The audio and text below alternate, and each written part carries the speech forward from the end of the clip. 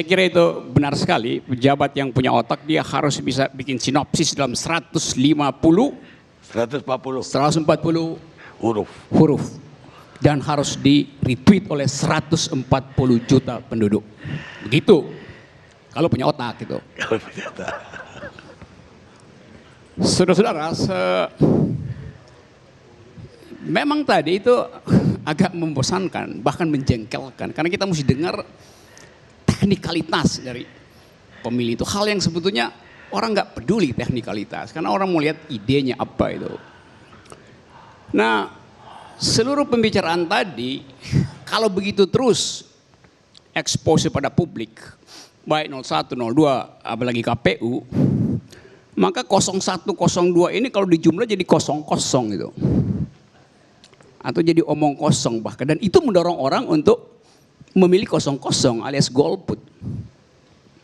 Karena apa? Karena nggak ada kejelasan apa sebetulnya duduk perkaranya tuh.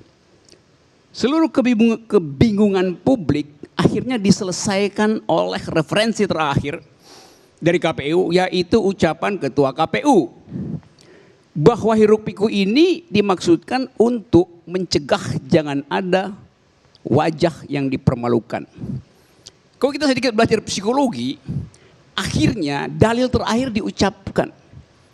Seluruh psikogram yang digambarkan ke publik, tagline-nya akhirnya untuk menyelamatkan wajah paslon supaya tidak kena malu. Coba kamera lihat ke sana tuh, ke belakang, ke panggung itu tuh. Saya mau terangkan sedikit itu. Coba saya tanya pada KPU ya. Dari 4 wajah itu yang potensi memalukan publik yang mana?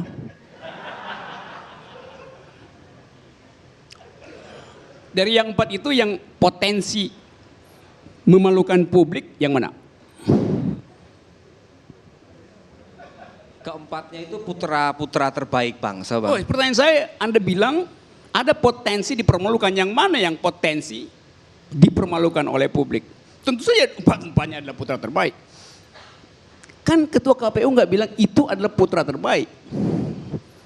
Quotasinya adalah ada yang harus dijaga supaya tidak dipermalukan. Pertanyaan saya, yang mana yang punya potensi?